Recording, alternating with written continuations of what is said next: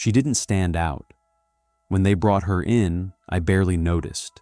Same uniform, average face, no yelling, no panic, no eye contact. She just walked, head down, like she knew where she was going and why. There were small scratches on her arm, not from a fight, more like the kind you get when you pick at your skin too long. Her eyes? Not empty, just disconnected, like everything inside her was already settled. Only the time remained. Her file said the usual, long sentence, serious charge, no details, just another inmate on paper. But what followed wasn't routine. Lunch. She got her tray, standard food, took it without a word, walked into the cell, 4 beds, 1 table, 3 other inmates were already eating, 1 sitting, 1 standing, 1 quiet. Different habits, but all at the table. She didn't join them. She walked past, sat down on the floor, cross-legged, placed her tray in front of her, and started eating. Not slowly, not dramatically, just like that's how it was supposed to be. Someone said, "You know there's space, right?" She didn't look up. "The table is for people who aren't guilty," she said. No one replied, but everyone remembered it. Next day, same thing, and the next, every meal. She sat on the floor, not as protest, not as performance, just like it was part of the rules, her rules. I started paying attention. She always placed the tray in the same spot, always sat at the same angle, didn't speak, didn't ask for anything, not even water. If it wasn't there, she didn't drink. At first, the others ignored her. Then, they kept their distance. Not because of fear, because something about her felt wrong in a quiet way. Staff made comments. Maybe she snapped. Maybe she wants to be moved. I didn't laugh. I just watched, because there was a method in what she did. She never lost control, never reacted, never changed. She ate off the floor like it was required, like it mattered, like it was part of something she refused to let go of. On the 4th day, another inmate finally snapped. "What, you think the floor makes you pure, or are you just playing a part?" She put down her spoon, looked up, calm, clear, and said, "I deserve the floor. They didn't." They, who? No one asked, because we all understood. If we did, she'd tell us, and no one wanted to hear it. She didn't change. A week went by, then 10 days, 2 weeks, still the same. 3 times a day, she sat on the floor. No words, no looks, no questions. 2 new inmates passed through her cell during that time. One was transferred, one moved after a fight. She stayed. She never called staff, never asked for bandages, meds, or clean clothes. Even when her size was wrong, she wore it, said nothing. Eventually, the others stopped looking at her. Not because they forgot, because they didn't know how to look. No fights, no conversation. They just sat at the table, ate in silence, turned their backs. Sometimes someone muttered, "What, eating on the floor again like an animal?" She never responded, not once. I found myself stopping near her cell more often. Not for protocol, just because I couldn't help it. She didn't cause trouble. She followed the rules. Exactly, but not like someone who wanted to, like someone who didn't know what else to do. Some of the guards joked, "Maybe she just likes the floor. Closer to the ground, maybe she wants to disappear." I didn't laugh. There was something about her that made you stay back. No reason, just don't get close. One morning I saw her adjusting her tray. It was already straight. She fixed it anyway, by millimeters, hands trembling just slightly. Still, she made sure everything was perfect. I watched through the door slit, 5 minutes, just aligning the tray. Then she sat and ate, no expression, no sound, not eating, just swallowing, like fuel. After every meal, she cleaned, not just where she sat, more. She scrubbed the floor, not routine, removal, as if she was trying to erase something. Toward the end of the second week, she was moved to a neighboring cell, plumbing issue. There, I overheard a conversation between two women. "You talked to her?" "Nothing to say. She's on her own." "You know what she did?" Pause. "No. Don't want to." That night, I tried to pull her file. Not protocol, but I needed to understand what she was carrying. What made her refuse something as simple as a table? I didn't get there in time. Shift ended. Next day, she was back in her old cell. And nothing had changed. She sat on the floor, said nothing, aligned the tray. Again. That's when I realized she wasn't avoiding comfort. She just didn't believe she was allowed to have it anymore. People started noticing her outside the cell. A little over 2 weeks in, and the one who eats off the floor was known across nearby blocks. Not because of gossip, but because of silence. When something strange becomes routine, it starts to disturb people even more. Some laughed, others avoided her. A few whispered, "She turned herself in, right?" No one knew if it was true, but the story spread anyway. By then, I'd stopped being surprised. She'd sit down, like always, line up her tray with the tile lines, eat without looking, clean up, even if the floor was already clean. One time, she scrubbed a stain on the wall, not hers, left by someone else. She just couldn't stand to leave it there. That day, a new one came in, young, loud, aggressive, transferred from another unit after a fight. Name was Masha.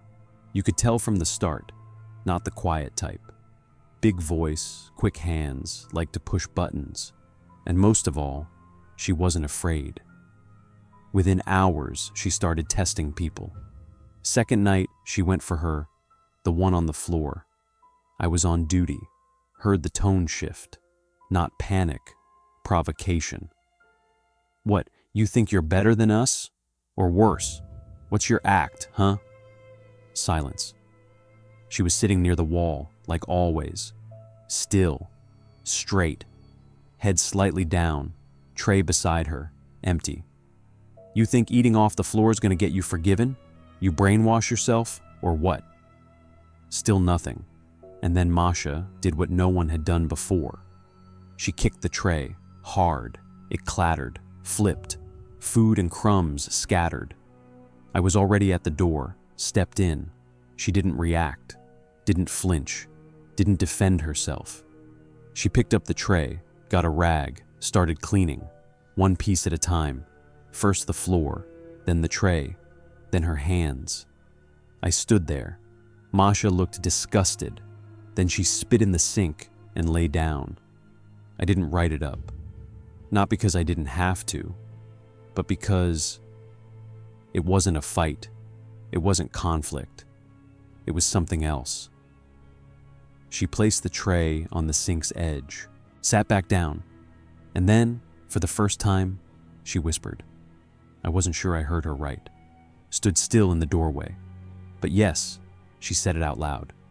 "I'm supposed to." Not, "I want to." Not, "It helps me." But, "supposed to." I left the cell, closed the door. Back at the station, there was silence, and I realized this wasn't a habit, not a ritual, not belief. It was a sentence within the sentence, a punishment she wrote for herself, every day, 3 times, down to the millimeter.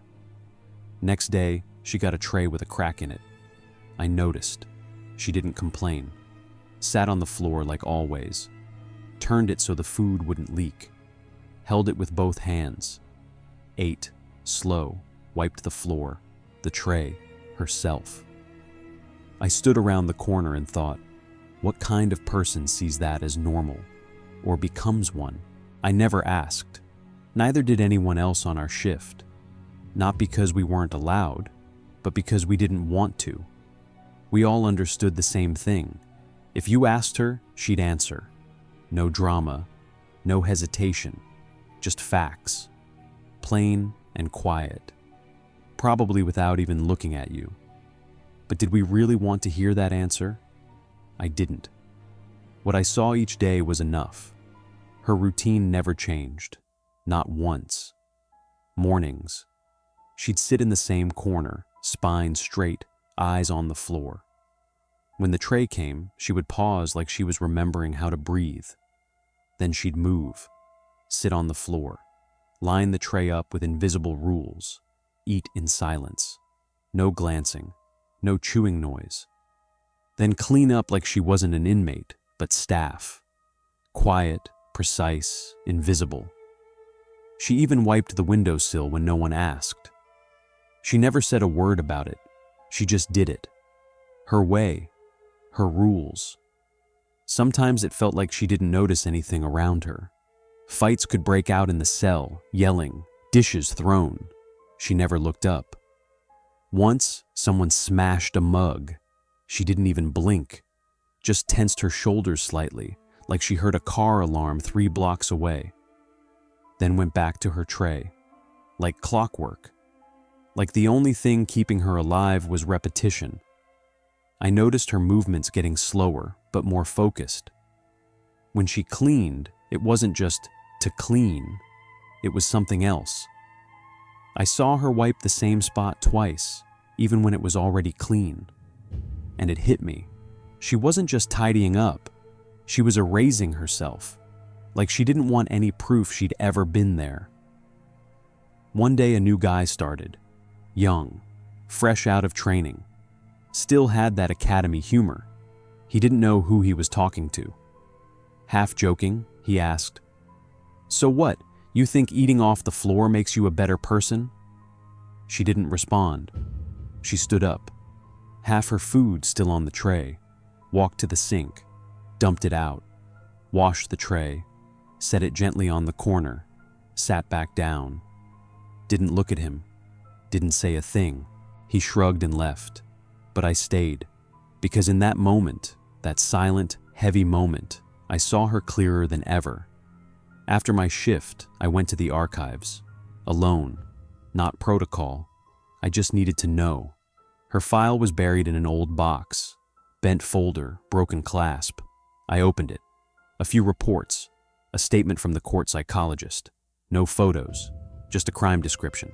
2 dead, family, at home, no witnesses. Ordinary object, not quick, not messy, lethal. At the bottom, one sentence stood out, printed bold. Fully aware, no signs of emotional disturbance. Actions were deliberate and systematic. I closed the folder, not because I was done, but because I didn't want to keep reading. I'd seen enough. After that, I couldn't see her the same way again. Not out of fear, not pity, just something else. I wasn't looking at someone serving a sentence. I was looking at someone who already gave herself one and accepted it. No court, no appeal, no explanation. She never tried to justify herself, not once. Never said a word in her own defense. Just that one phrase, "I'm supposed to." I remembered a night I stepped into her cell for a routine check. Everyone else was asleep. She was sitting, awake, quiet. I asked, "Everything okay?" No response. I asked again. Then she said something. Not an answer. A question. Soft, without looking at me. "Do you ever keep seeing it, even when your eyes are open?" I didn't understand. "What do you mean?" She didn't reply, just kept sitting, quiet. And that's when I stopped asking. Because I finally understood. She didn't live here, not in this cell, not in this block. She still lived in that day, the one that didn't end for her, the one she returned to every time she sat on the floor, every time she aligned her tray, every time someone screamed and she said nothing. She's still there, in that room, with those people, with the things she never names, and with what she called still in front of her eyes. She was gone on a Monday. The morning was just like any other. Wake-up call, head count, meal distribution. She took her tray, like always, sat on the floor, like always. She aligned it with the tile lines, then started eating. I stood behind the door, watching through the peephole. Not because I had to, just habit. There was nothing unusual. Her hands didn't shake. Her pace didn't change. Her face was calm, focused. She wiped the edge of the tray with her thumb, brushing away something invisible, something only she could see. When she finished, she stood up, walked to the sink, cleaned her tray, dried it with a rag, and returned to her corner. She sat down and waited. An hour later, the call came. Standard escort, standard paperwork. She stood up without a word, didn't ask where, didn't speak. At the door, she paused. She didn't look at any of us, just turned her head slightly, her eyes resting on the corner. The same spot she always sat, 3 seconds, no more. Then she stepped out. The report said it was a transfer. Medical wing, routine check, then relocation. Officially, nothing unusual. Unofficially, she was gone. Later that day, I found a rag folded neatly in the corner, the exact spot where her tray always sat. The cleaners must have missed it, or maybe they saw it and didn't touch it. I don't know, no one else noticed. But I did. I crouched down and looked at it for a while. Then I slid it under the bed. I don't know why. Maybe because that felt like the right place for it. 2 days later, another woman was transferred. Then someone new arrived. The block moved on. Noise returned. Routine resumed. Inspections, head counts, evening shouts, everything back to normal. But every time I opened that cell, my eyes searched the floor. Not on purpose, just something automatic. I looked for a tray that wasn't there, and never would be again. I don't know where she is now. I never checked. I could have. I had access, but I didn't. Not because I didn't care, but because when someone has already told themselves everything that needs to be said, no report can add anything to that. I remember one moment, the only one. The day before she left, I opened the door for a routine count. She was already standing, waiting. For the first time, she looked directly at me. Not by accident, not through me, at me. Calm, silent, no anger, no sadness, just quiet. And in that moment, I knew, we both did, that she had already left long before they came to take her. Since then, I stopped placing trays on the front shelf. Now they go a little to the left. That spot, it's empty. And I think it's meant to stay that way.